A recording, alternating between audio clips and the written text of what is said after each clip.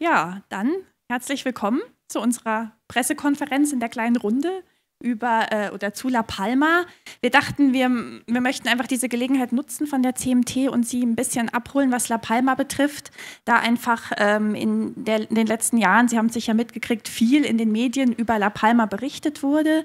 Das war nicht immer positiv, meist negativ, eben in Bezug auf den Vulkan. Und da wollten wir Sie einfach ein bisschen aufklären und abholen und zeigen, wie ist eigentlich die aktuelle Lage. Und wie schauen wir in die Zukunft oder wie blicken wir auch auf 2022 zurück, da eben sehr, sehr viel passiert ist auf La Palma. Ich habe meinen Kollegen mitgebracht, den Manuel Negro, der auf La Palma lebt, wie er gerade schon berichtet hat. Manuel? Hallo, guten Morgen. Mein Name ist Annika Walter, ich bin in München eben bei der Agentur Lead Management für die PR von La Palma eben zuständig. Also wenn Sie Fragen haben, wenn es um Pressereisen geht, Bildmaterial, Texte, Input, was auch immer gerne an meine E-Mail-Adresse, Sie haben meinen Kontakt. Manuel? Und ich muss halt beginnen und sagen, ich muss im Namen des Inselpräsidenten Mariano Zapata, des Vorsitzenden von Tourismus Raúl Camacho, sich entschuldigen, dass Sie nicht hier sind, gerade in Stuttgart auf der Messe. Aber gerade heute, vor einer halben Stunde, hat die Messe in Madrid begonnen, die FITUR, was für uns natürlich auch sehr, sehr wichtige Messe ist oder eine entscheidende Messe. Das ist eine Geschäftsmesse eine generelle Geschäftsmesse, so wie die IDB hier in Deutschland. Und da sind jetzt alle meine Chefs, sagen wir mal so, sind jetzt heute dort in Madrid, haben gerade angefangen und unter anderem haben sie auch jetzt Termine heute Morgen noch mit Lufthansa, Condor, FTI und andere deutschen Veranstalter. Also in deren Namen auch vielen Dank fürs Kommen und danke hier für Ihre Anwesenheit. Ich gehe gleich mal weiter und zeige Ihnen erstmal ganz kurz das Gröbste, was man zu La Palma wissen müsste. La Palma, die grünste Insel der Kanaren, eher eine der kleineren Inseln. Sie sehen es hier ganz weit im Nordwesten. Sichtbar von La Palma natürlich Teneriffa. Bei gutem Wetter. Die grünste Insel, ich hatte es schon gesagt, die drittkleinste des Archipels. Und was macht La Palma besonders? Das mal vorweg. Also La Palma ist ein Starlight Reserve. Sie werden auf der Welt wenige Orte finden, wo man so gut in die Sterne schauen kann wie auf La Palma. Denn auf La Palma gibt es tatsächlich ein Lichtschutzgesetz. Also ein Gesetz, was den Nachthimmel schützt, sodass der möglichst dunkel ist. Das hat zum Beispiel, da sind dann Elemente drin, wie dass halt die Straßenlaternen nur nach unten strahlen und eben nicht nach oben, sodass der Himmel nicht erleuchtet wird, dass man bestimmte Straßen ab einer bestimmten Uhrzeit nicht mehr befahren darf mit dem Auto, wegen eben den Licht oder wegen den Strahlern. Oder auch, dass die Flugzeuge tatsächlich immer von La Palma weggeleitet werden und nicht über die Insel fliegen. Also das hat eben verschiedene Komponenten, was dazu geführt hat, dass La Palma für zahlreiche Forschungseinrichtungen, Universitäten der Platz ist, wo eben sie ihre Teleskope aufstellen und man von dort ganz sehr, sehr gut in den Himmel schauen kann. Zum Beispiel die TU, also die Technische Universität München, ist ganz beteiligt an einem sehr großen Projekt von den Cherenkov-Teleskopen, schon seit Jahren. Genau, aber auch Urlauber prinzipiell können natürlich mit einem Starguide immer schöne Touren machen und dann eben auch die Sterne beobachten. Also das ist wirklich ein sehr interessanter Punkt und ein interessantes Thema auf La Palma. Wir haben aber auch 1000 Kilometer Wanderwege. Es ist wirklich ein Outdoor-Paradies. Das heißt für Wanderer, aber auch für Mountainbiker oder auch Taucher. Also es ist eine Insel für Entdecker, für Individualisten. Wir haben keinen Massentourismus. Es ist wirklich gemütlich. Es sind eher kleinere Hotelanlagen, private Unterkünfte. Also wirklich dieser Gegensatz eben auch zu den anderen Kanareninseln. Die Caldera de Taburiente, Nationalpark, eben wirklich dieses sehr schroffe Inselinnere mit den steilen Schluchten, mit den Berggipfeln, wirklich sehr, sehr beeindruckend landschaftlich. Aber natürlich auch das jüngste Gebiet Europas, wir hatten gerade schon drüber gesprochen, der Vulkanausbruch von Mitte September bis Ende Dezember 2021 hat uns eben neues Land beschert, da kommen wir dann später nochmal drauf zu sprechen. Und eben La Palma auch ein sehr guter Ort für eben Homeoffice mal unter Palmen. So die wichtigsten Punkte, die La Palma ausmachen oder eben auch unterscheiden. Sie haben hier nochmal die Inselüberblick. Es ist wirklich eine recht kleine Insel. Sie sehen es vom Durchmesser, ca. 50 mal 28 Kilometer, aber eben mit dem Roque de los Muchachos über 2400 Meter hoch. Also die Entfernungen sind nicht weit, aber wenn man mit dem Auto unterwegs ist, hat man doch die ein oder andere Kurve die ein bisschen Zeit benötigt dann vielleicht. Genau. Flughafen hier drüben eben bei Santa Cruz, die Hauptstadt Santa Cruz de la Palma, der neue Vulkan hier in der Ecke. Aber da haben wir gleich nochmal eine andere Karte. Manuel, du wirst was zum Vulkan sagen. Gut, das war ein Schreck am 19. September. Wir waren aber irgendwie vorbereitet. Das war ganz klar, so wie unsere Regierung, also wie man uns vor Ort schon vorbereitet hat, dass was passieren würde. Schon Wochen vorher fing das rum, wie man in Spanien sagt, ne? Also es gibt zu viele Erdbeben, es könnte was passieren. Und schon Tage vor dem Ausbruch war die Insel belagert mit Sicherheitskräften, ne? Vor allem von den anderen Inseln, die rübergekommen sind. Also mich hat das zum Beispiel zu Hause am Sonntag vor dem Fernseher erwischt. Das war ja wie programmiert von dem Fernsehsender, denn das ging genau an der Mittagstagesschau an, um 15:05 Uhr ungefähr. Ne? Mitten in der Sendung ging das an, da hast du gedacht, oh, das haben die von Hollywood vorbereitet, aber das war ganz real. Aber das war auch ein Zeichen, wie vorbereitet man war, ne? Dass die ganzen vulkanologischen Institute sich da einig waren, dass da was passieren würde, und man hat uns schon eine Zeitspanne gegeben von Sonntag auf Mittwoch, und dann ging das gerade schon am Sonntagmittag los. Also das war natürlich ein harter Schlag, ein Schreck, denn was wir nicht erwartet hatten, ist, dass der Vulkan so weit in der Mitte ausbrechen würde, denn die letzten anderen beiden Vulkane sind weiter südlich ausgebrochen. Der letzte in Tenerife, da wo Annika jetzt gerade zeigt, und der von 49 direkt unter dem jetzigen. Und das waren eigentlich harmlose Vulkane im Vergleich zu diesen. Also das waren Vulkane, die waren nicht so lange tätig, und die haben auch nicht so eine große Zerstörung verursacht. Bei dem muss man sagen, sind wir noch mit einem blauen Auge, sagt man auf Deutsch, ne, davongekommen. Hat aber natürlich eine große Wunde in der Mitte der Insel hinterlassen, die man jetzt versucht, natürlich, wie das immer ist, bei einer Krankheit so schnell wie möglich zu vergessen und nach vorne zu schauen. Wie gesagt, das ist der längste Vulkanausbruch der Kanaren, den man jetzt so kennt. 10% der Insel ist davon betroffen. Ganz wichtig für uns, und das war das erste Besucher hier bei uns auf La Palma. Am La Palma stand auf der Messe, der kam an und hat gesagt, gibt es denn noch mein Hotel? Wo waren Sie denn? Im H10 Taburiente Playa, das liegt auf der ganz anderen Inselseite, das liegt 30 Kilometer weit entfernt. Wir haben ein Bild, oder wir haben entdeckt in dem letzten Jahr, dass es in Deutschland ein Bild gibt, dass die Insel total zerstört ist. Ne? Zum Beispiel in den spanischen Medien hat man nach dem Vulkan sehr viel berichtet, was es die Insel noch anbietet und was es noch gibt. Hier ist man in Mitteleuropa nur das Bild geblieben, da gibt es einen Vulkan und da gibt es nur Unglück. Ne? Und das tut uns zum Beispiel darunter leiden wir jetzt zum Beispiel in der Touristik. Es sind nur 3 Gemeinden betroffen, nicht die ganze Insel. Insgesamt sind nur 3 Gemeinden betroffen. Die sind betroffen, ja, aber nur 3 von 14, nicht die ganze Insel. Und auch nicht ganz El Paso, nicht Los Llanos und nicht Todoque ist zerstört. Also Todoque gibt es nicht mehr. Da ist die Lava drüber geflossen. Das war ein kleiner Weiler. In Deutschland sagt man Weiler, so ein kleiner Ort, ne, der zur Gemeinde Los Llanos gehört. Und wir hatten natürlich dadurch ein Problem, denn die Insel hat einen ganz großen Bergrücken, oder die Gebirge von Nord nach Süd. Und die Einwohner unten im Süden mussten dann, wenn sie zu ihrer Gemeinde fuhren oder ihre Unterlagen oder was weiß ich, oder Sozialhilfe beantragen mussten über die ganze Insel fahren nach Los Llanos. Zeig mal die Straße, so, ja. Also nee, umgekehrt um die andere Insel, rum. Und das waren 1,5 Stunden Fahrzeit. Wichtig war für uns, dass man wieder über die Lava kommen konnte. Man musste erst abwarten, bis die Lava sich gekühlt hat, damit darauf arbeiten konnte. Das ist auch nicht einfach, denn heutzutage noch, wenn man bohrt, 4 bis 5 Meter, hat man schon 300, 400 Grad Celsius unter dem Boden. Also das ist wie ein frisch gebackenes Brötchen. Ne? Außen kannst du das anfassen, aber innen drin ist es noch richtig heiß. Ne? Also ist man sehr vorsichtig vorgegangen. Man darf durchfahren, es gibt eine lange Piste, man hat das auch gebraucht, um die ganze Kommunikation wiederherzustellen. Also Telefon, Einrichtung, Strom, und ganz wichtig für uns, die Insel lebt von der Landwirtschaft, Wasser. Dass wieder die Wasserverbindung vom Norden auf Süden gekommen ist. Die aktuelle Situation, also auf der Insel ist es, wenn ich rausschaue und Schnee sehe, bei uns ist es besser als hier.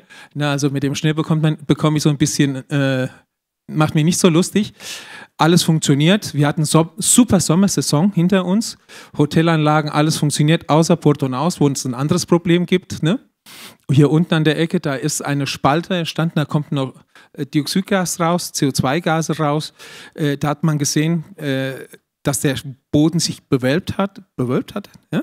Und dass diese Spalte ist irgendwie, da kommt Gas raus und da wird jetzt ein riesiges Projekt investiert mit 3 Millionen Euro, dieses Ganze zu überwachen, denn man kann, so wie wir sitzen, ist es alles okay, aber wenn einer von Ihnen hinfällt oder sich am Strand hinlegen will, der kann dicke Probleme haben. Also das ist dann, und bei uns sind die Behörden immer ganz radikal.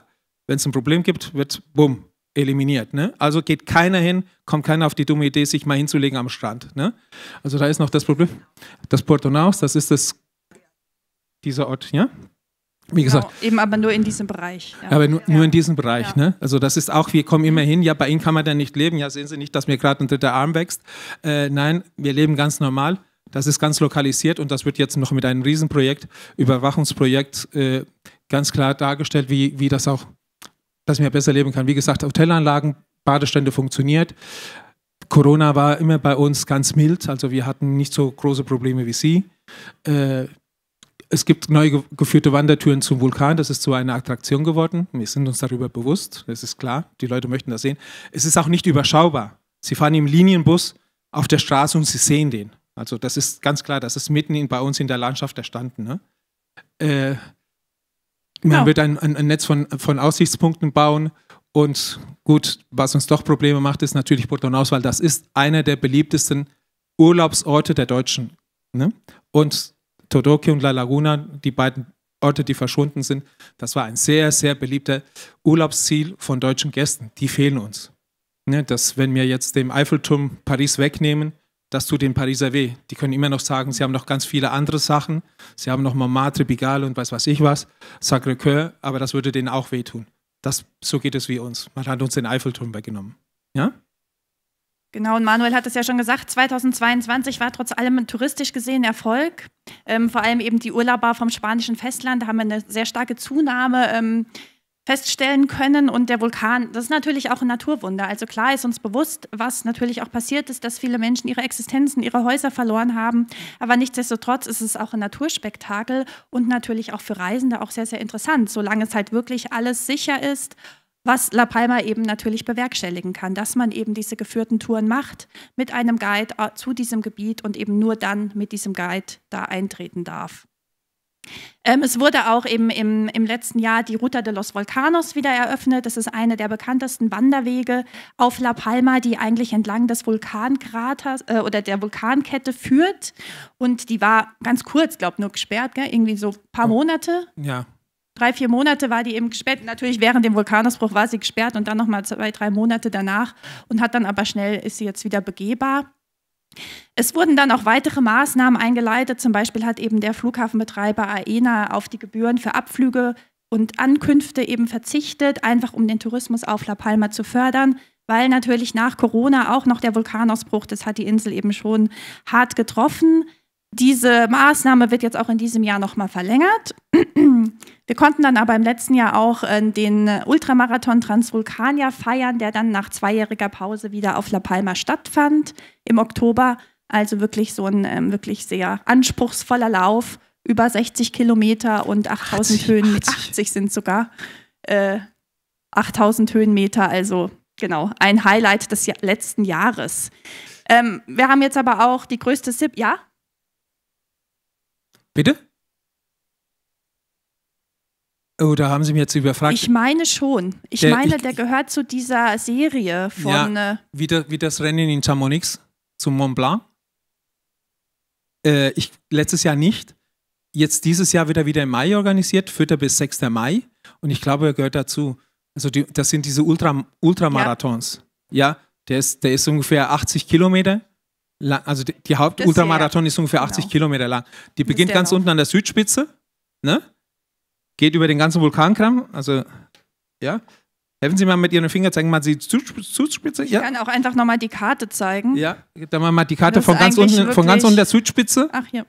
So macht so eine Art Fragezeichen über die Caldera Tauriente rum und das Ziel ist am Rathaus von Los Llanos. Das sind 80 Kilometer. Und die Jungs, die frühstücken Brot und einen Kaffee und dann machen sie das alles zum Mittagessen, sind sie in Los Llanos. Also das ist ganz verrückt. Also das ist was Sensationelles. Ne? Und das ist eben auch hier diese Strecke von diesem Wanderweg, den ich meinte, Ruta de los Volcanos, der eben über diese Vulkankette geht, bis runter nach Fuencaliente zum Leuchtturm. Ja, eben auch das für schon die Normalsterblichen, aber auch anspruchsvoll. Ja, und eben Sonneneinstrahlung nicht zu unterschätzen auf dem Kamm natürlich. Genau. Bitte? Der ist normalerweise immer in der ersten Maiwoche. Das ist schon ein Ereignis, denn der hat es sind 3 verschiedene Rennen, beziehungsweise 4. Es gibt einen Marathon, einen Mediamarathon und die Ultramarathon und noch ein vertikaler Kilometer. Sagt man das hier so? Senkrechtweg-Kilometer, ne? Höhenmeter eigentlich. Ja, ein Höhenmeter, ja. Und zwischen 3.000 bis 4.000 Teilnehmer aus der ganzen Welt. Also kommen Leute aus Asien, Amerika, Südamerika auch, hier auch ganz Europa, Spanien natürlich auch. Ne? Und das ist schon ein tolles Ereignis. Ja, eine der bekanntesten Veranstaltungen eben unter diesen Trailrunnern und Ultramarathonläufern. Ja, das ist schon was ganz Besonderes. Ne?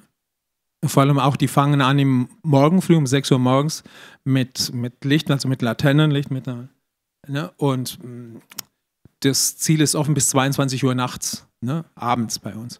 Also das ist schon ein super Ziel. Aber die Superspezialisten sind zu einem Mittagessen in Los Llanos. Kann man stolz sein, wenn man es geschafft hat. Genau, wir haben eben auch ein neues Besucherzentrum für Sternegucker ganz oben auf dem Roque de los Muchachos. Ich habe es hier auf der vorderen Folie. Es fügt sich eben architektonisch sehr in die Landschaft ein, ist auf dem höchsten Berg ganz oben. Eben auch im letzten Jahr eröffnet, auch die größte Zipline der Kanaren, die Tirolina Punta Gorda mit über 600 Metern Länge wurde letztes Jahr eröffnet. Und die Teleskope auf dem Roque de los Muchachos, ich hatte es vorhin erwähnt schon, dass eben der Berg und La Palma für Sternegucker so beliebt ist. Hier sehen Sie eines dieser Teleskope und die sind jetzt seit kurzem tatsächlich erst wieder auch für die Öffentlichkeit geöffnet. Am Tag natürlich, weil nachts, wenn es dunkel ist, wird natürlich da gearbeitet und geforscht. Aber am Tag kann man sich eben diese riesigen Teleskope anschauen mit einem Starguide. Und wer sich dann noch weiter interessiert, kann dann mit einem Unternehmen vor Ort dann auch direkt in die Sterne schauen. Wir kehren nach und nach wieder zur Normalität zurück. Manuel hat es ja schon erwähnt, dass hier viel getan wird, viel beobachtet wird, damit vielleicht auch dann irgendwann wieder Puerto Naos ganz normal zugänglich ist. Wir konnten im letzten Jahr auch einen Eintrag in das Guinness-Buch der Rekorde verzeichnen mit eben auch einem der größten optischen Einzelteleskope der Welt. Genau. Das ist dieses. Das hier oben, genau. Das Gran Telescopio de Canarias. Genau, und wie schauen wir jetzt ins nächste Jahr? Das ist natürlich sehr spannend. Weiterhin natürlich, wie schon gesagt, die Aufklärung ist ein großes Thema, zu zeigen, was ist wirklich auf La Palma passiert. Wie groß ist die Auswirkung des Vulkans und dass es eben halt nur 10% der Inselfläche sind. Das wissen viele nicht. Also oft ist es so, dass die Leute denken, ganz La Palma ist ein Vulkanausbruch. Das hatten wir jetzt tatsächlich schon auf der Messe erlebt. Und wenn man dann aufklärt und zeigt, so ist es und der Urlaub ist ganz normal möglich, man kann ganz sicher dorthin reisen, das ist wirklich eines unserer Ziele für das nächste Jahr oder für das jetzige Jahr. Natürlich weiterhin auch die Positionierung La Palmas eben wirklich als Insel für Individualisten, für Aktivurlauber, das Besondere hervorheben und diesen Unterschied zu den anderen Kanareninseln, eben dass La Palma kein Badeziel ist, kein Massentourismus, es gibt keine großen Hotelanlagen, sondern es ist wirklich sehr authentisch, sehr gemütlich, sehr individuell.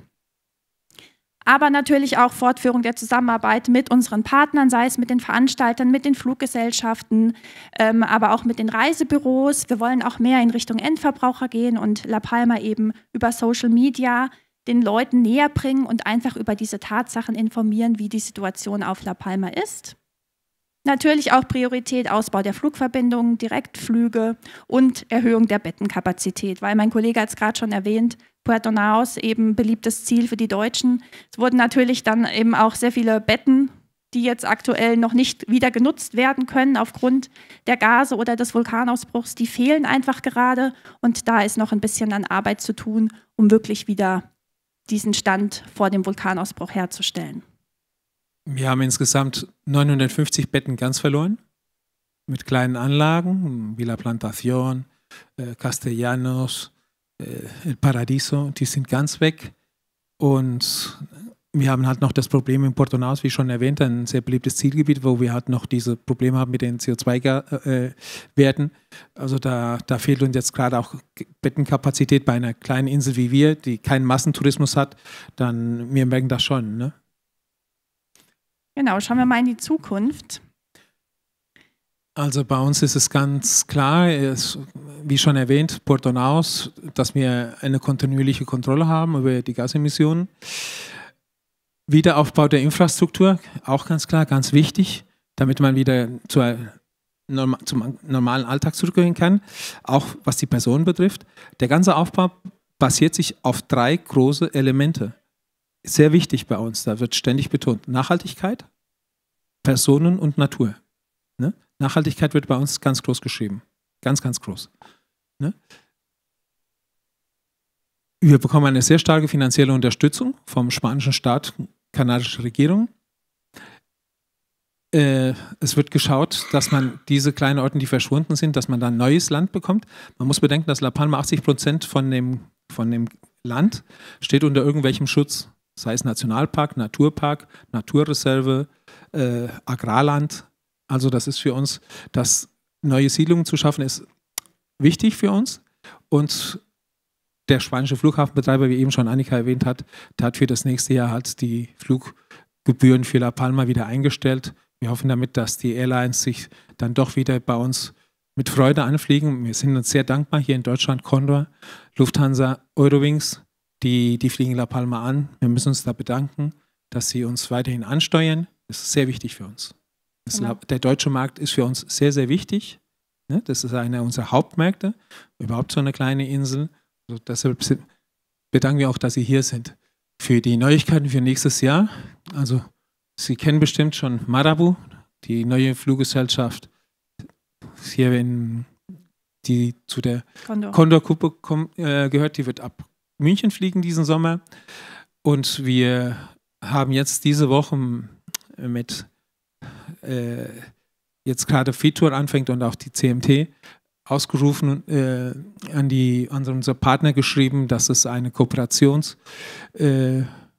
du mir helfen, wie das ausgeschrieben wird? Genau, so eine Ausschreibung eben für die Zusammenarbeit auf Marketingseite. Das ging jetzt gerade die Woche raus, dass eben für das neue Jahr man wieder Kooperationen startet mit den Reiseveranstaltern, mit den Airlines, um, wie schon gesagt, eben einfach La Palma als Reiseziel da zu stärken, noch weiter auf dem deutschen Markt. Das sind die Termine, die es jetzt diese Woche in Madrid gibt auf der Messe.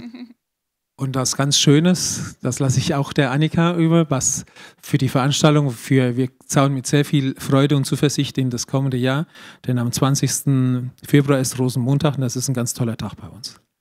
Genau, da findet nämlich Los Indianos statt. Also wirklich diese Tradition mit dem Talkumpuder, wirklich alles in weiß. Sehr, sehr spannend, sehr gefragt. Also wenn man nicht schon eine Unterkunft gebucht hat, findet man, glaube ich, keine mehr, Manuel, so ist es. Genau, aber, oder weit weg. Ja. Man findet noch, aber weit weg von der Hauptstadt. Also die Insel hat sehr viel karibischen Einfluss, sehr, sehr starken karibischen Einfluss. Also man schaut immer auf die andere Seite von der Pfütze und es kommt auch immer alles wieder. Ne? Also unser Karneval ist natürlich auch so geprägt, sehr karibisch geprägt. Genau, aber auch reisezeittechnisch Februar, März auch tolle Zeiten, eben mit dem Mandelblütenfest und zahlreichen, eben diese Blütezeit einfach im Frühjahr. Eine sehr, sehr schöne Zeit auf La Palma, das Mandelblütenfest gibt da so ein bisschen das Highlight. Transvulkania, wir hatten es schon erwähnt, Anfang Mai in diesem Jahr. Aber auch natürlich, Sie sehen es hier, ganz spannende Veranstaltung El Diablo in der Nacht zum 8. September. Also es ist wirklich das ganze Jahr über auf La Palma sehr, sehr viel geboten. Isla Bonita Love Festival. Wir machen mal so, wir haben hier zwei Veranstaltungen, die sind nicht traditionell. Mandelblütenfest ist natürlich von der Natur angegeben. Indianos ist Karneval. Semana Santa, also Osterwoche, ist ein religiöses Fest, kennen wir alle. Das Kreuzfest ist auch ein religiöses Fest. Der 3. Mai ist der Tag des Heiligen Kreuzes. Da werden bei uns in den Ortschaften von Las Breñas und Santa Cruz die Kreuze geschmückt. Das ist auch eine Tradition, die es hier gibt in einigen Orten in Bayern und in Tirol, ne, in Österreich. Transvulkania ist dieses Sportevent, ne, diese Ultramarathon. Das hat nichts mit Tradition zu tun. Das ist ein Sportevent, ein herausragendes. Corpus Christi auch ganz klar in Mazo. Eine wunderschöne Tradition in der Ortschaft Villa de Mazo. San Antonio del Monte, eine ganz und Entschuldigung, wildes Fest, das ist ziemlich ein Farmerfest, wo Viehhandel verkauft wird. Ne? Und das findet statt mitten im Wald, weit weg von allem. Sie verstehen, mitten im Wald, weit weg von allem. Was da passiert, bleibt da. Ne? Nuestra Señora de los Remedios, ein sehr schönes Fest in Los Llanos, das ist die Schutzpatronin von Los Llanos. Und dann Isla Bonita Love Festival, das ist ein, wie sagt man immer, LGBT Festival. Wunderschönes Festival, kommen aus dem lateinischen Bereich sehr, sehr wichtige Sänger. Letztes Jahr Alejandro Sanz, Maná aus Mexiko, Carlos Fernández auch aus Mexiko, auch vor einigen Jahren. Das beginnt um 6 Uhr, sagt dann hier mittags, abends, 6 Uhr abends und hört um 6 Uhr morgens auf. Ein tolles Festival für junge Leute. Super auch. Also für so junge Leute wie wir, meine ich natürlich. El Diablo, wie schon erwähnt wurde, und die Caballos Fofos in Tazacorte. Auch wieder ein tolles, traditionelles Fest. Ja? Also bei uns kann man gut feiern und man weiß wie. Genau, ich hatte schon angesprochen, wir unterstützen natürlich immer gerne bei Pressereisen, wenn Sie Textbildmaterial benötigen etc. Ich habe Ihnen jetzt, Sie haben ja in der Präsentation auch so ein paar Themen gesehen, die man an La Palma angehen kann. Natürlich ist gerade so das Vulkanthema immer sehr gefragt. Wie entwickelt sich die Insel? Was gibt es für neue Aktivitäten im Zusammenhang zum Vulkan? Aber natürlich auch immer Astrotourismus, ein schönes Thema, wo sehr viel rauszuholen ist. Aber auch der lateinamerikanische Einfluss mit Los Indianos, dem Rum, Zigarren, Bananen. Also es ist wirklich thematisch sehr, sehr viel geboten. Ich kann Ihnen gerne auch im Nachgang nochmal ein paar Informationen, Pressemappe, je nachdem, was Sie gerne hätten, schreiben Sie mir auch gerne E-Mail. Wir haben das immer lieber digital als jetzt Print. Sie haben ja auch die Magazine jetzt und die Karte nochmal mit dem Vulkan. Genau, und wenn Sie Fragen haben, immer gerne, auch gerne per E-Mail. Sie haben schon eine? Zwei.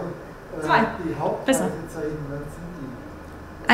Das ist eine sehr gute Frage. Ne? Das sagt man ja immer, das ist eine sehr gute Frage. Das ganze Jahr, wir sind ein ganzes Jahreszielgebiet. Ne? Also Condor fliegt das ganze Jahr nach La Palma, Iberia fliegt das ganze Jahr nach La Palma aus dem spanischen Festland, da gibt es auch eine gute Verbindung. Im Sommer vor allem Festland-Spanier, Juli, August, ganz klar, immer wenn es Schulferien gibt, aber wir sind so eine ganze Jahresdestination. Bei uns hauptsächlich der deutsche Markt ist wichtig für die Wintermonate, November bis April. In den Sommermonaten wissen wir ganz genau, dass der Mittelmeerbereich sehr viel absolviert, das ist ganz klar. Und dass wir für den deutschen Markt zum Beispiel mehr eine Winterdestination sind. Aber zum Beispiel im spanischen Markt ist es genau umgekehrt. Wir sind vor allem eine Sommerdestination. Ne? Bitte. Eigentlich so, dass Sie zu jeder Zeit irgendwie was Besonderes auf La Palma haben. Also es kommt auch immer sehr darauf an, was mag man machen. Ist man eher der Wanderer? Und ich hatte auch schon erwähnt, diese Blütezeiten eben im Frühling. Natürlich wunderschön, wenn La Palma eben in den verschiedensten Farben erstrahlt. Das ist immer sehr, also wie gesagt, ja, ganz Jahresziel tatsächlich. Was man gerne sucht, man findet immer das Richtige. Zweite Frage. Ich habe noch eine zweite Frage, und zwar, wie sieht es aus mit der Gesundheitsversorgung? Gibt es deutschsprachige Ärzte? Das hatten wir gestern erst, gell Manuel? Da kam jemand zum Stand und meinte, ja, Sie hatten irgendwie einen... Ja. Es gibt ein Honorarkonsulat, Santa Cruz de la Palma, Avenida Marítima. Juan Manuel Guillén, ein guter Freund, das gibt ein Honorarkonsulat. Konsulat gibt es auf Gran Canaria für die ganzen kanarischen Inseln. Ja? Aber es gibt ein Honorarkonsulat. Wir waren Ende der 90er Jahren für die Deutschen der dritte Ort, wo die am meisten Deutschen lebten in Spanien. Nach Mallorca, ganz klar, Tenerife, ganz klar, und dann kam Klein La Palma. Also es gibt schon eine wichtige deutsche Infrastruktur. Also viele Deutsche haben dort Unternehmen, ne? Kleinunternehmen, Autovermietungen, Apartmentsanlagen, Sie wissen nicht wie viele, ganz, ganz viele. Arzt haben Sie gefragt, ganz wichtig, doch gibt es. Dr. Voss, ganz bekannt bei uns, in El Paso. Es gibt auch noch den Dr. Senkrat, es gibt deutsche Zahnärzte auf der Insel. Es gibt Lidl, also es gibt eine große deutsche Infrastruktur auf der Insel. Also nicht, weil ich den spanischen Ärzten nicht traue, sondern einfach, wenn man zum Arzt geht und ich kann Deutsch reden oder sage, ich kann dort sein. Klar, selbstverständlich. Ja. Gibt es. Es gibt es. Und ich kann Ihnen sagen, ich habe den Fall jetzt letzte Woche gehabt, heutzutage mit den Handys gibt es die Übersetzer. ne, im Krankenhaus mit dem deutschen Gast. Die Krankenschwester haben sich haben sich mit ihm verständigen können. Der Mann hieß Senior Knappschaft, ne? Weil sie die Versicherungsnamen mit dem eigenen Namen verwechselt haben. Ne? Hieß der Herr Bundesknappschaft, hieß der Mann. Ne? Herr Bundesknappschaft hieß der Mann. Aber klar, man hat sich mit ihm verständigt, indem man auf dem Übersetzer gesprochen hat und er hat wieder auf dem Übersetzer geantwortet. Das ist nicht das Beste, aber der Mann ist wunderbar aus dem Krankenhaus wieder rausgekommen und zu Hause, also super. Es gibt auch ein Krankenhaus. Ja, klar. Also Infrastruktur, wir haben ein kleines Krankenhaus, kann man ganz klar sagen, das ist jetzt ist die Karte weg, das ist oberhalb von Santa Cruz, Mitte der Insel gelegen. Ich kann mir mal ganz klar erzählen, es gibt 2 Tunnels auf der Insel, die Ost-West verbinden. Es gibt den alten Tunnel bei 1000 Meter Höhe und man hat vor ungefähr 15 Jahren einen neuen Tunnel gebaut. Der verbindet nur die Ostseite mit der Westseite, weil auf der Westseite ist das Krankenhaus. Und das hat Priorität. Ja, darf ich nochmal die Karte? Hier, Manuel, ich hab's.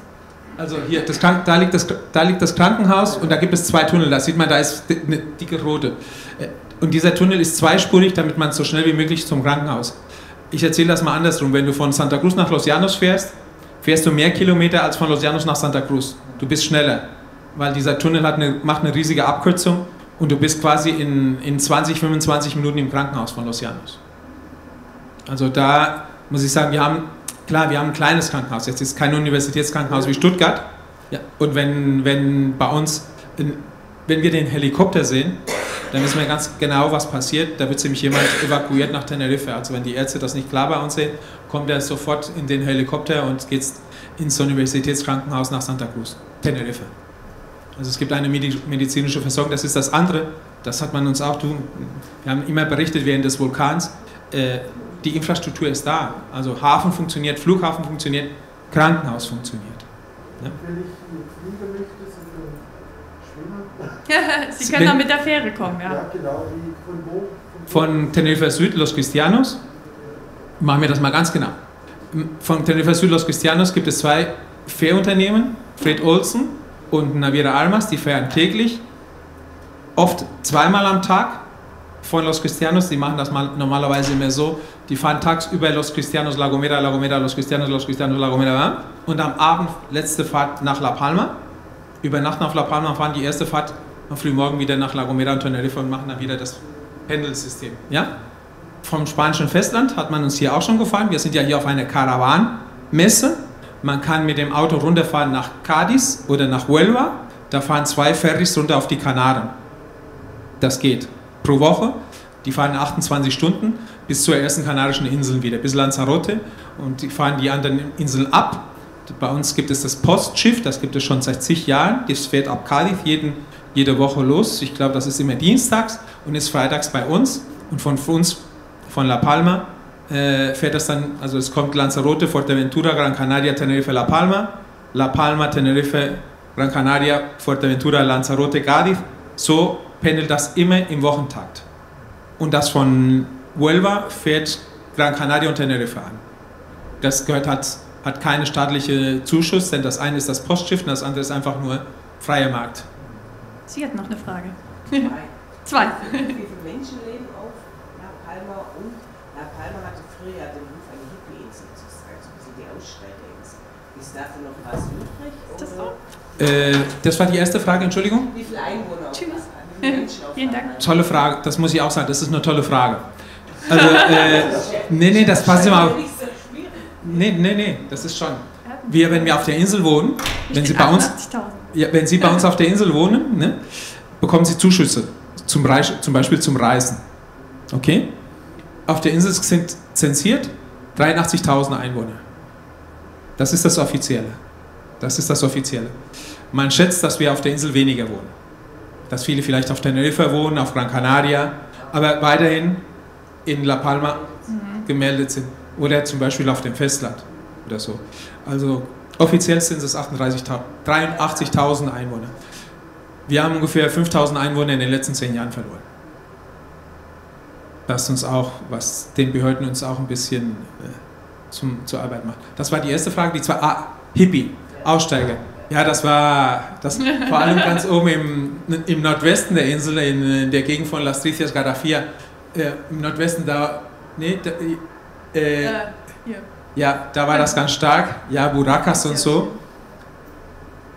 Man wird älter, man lebt immer noch da. Also man wird älter, also es ist nicht mehr so, es ist nicht mehr dieser... Auch keine neuen, es sind die damals gekommen sind immer noch da. Oder so. Einige ja, einige nicht, alles mögliche, aber gut, wir sind immer noch eine Insel, die sehr beliebt ist, wo immer noch gefragt wird. Ich bekomme jetzt meine Rente in Deutschland, da bei uns ist es ein ruhiges Leben. Preise sind noch sehr angemessen für viele Sachen, also Wetter, ne, doch die Nachfrage besteht da, aber was Sie sagen, ist noch da und ist noch was da. Ist nicht mehr, aber es ist nicht mehr so auffällig, wie das mal vielleicht vor 20 Jahren. Ja? Ich weiß nicht, ob ich da Ihre Frage damit beantwortet habe. Interessante Frage. Dann stelle ich eine Frage. Was zahlen Sie für einen Kaffee? Was Ja, zahlen Sie für einen 5 Kaffee? Euro wahrscheinlich. Bei sich in der Nachbarschaft. Tasse Kaffee. In einen kleinen Kaffee. Nee, dann ein Bier, ist mir egal. 2,50. Ah, das Gut. ist schon schwer. Ich zahle unter 1,50. Für ein Glas. Für ein Glas Bier. Nicht für ein Maß, für ein Glas, also 0,33. Oder ein bisschen weniger. Ich hätte jetzt als Vergleich zum Beispiel Liter Milch. Bitte? Ich hätte jetzt als Vergleich einen Liter Milch. Ein Liter Milch im Supermarkt. Um Euro. So, viele sagen, ja, man muss bedenken, dass zum Beispiel diese Sachen werden bei uns importiert. Ne? Also müssen ja eingeführt werden in die Insel. Ne?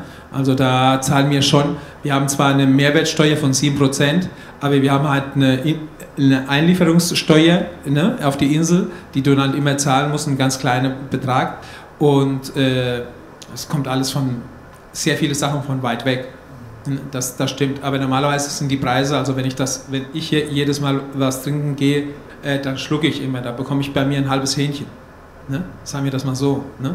Oder was ich hier letztens für eine Tasse Kaffee bezahlt habe, da bekomme ich bei mir einen ganzen Burger. Ne? Also die Preise sind noch bei uns so im Rahmen. Ich erzähle immer den Leuten an den Stand, wir trinken alle einen ganz kleinen Kaffee, der ist so groß, das ist ein kleiner halb Kaffee, halb Milch und der kostet 1 Euro.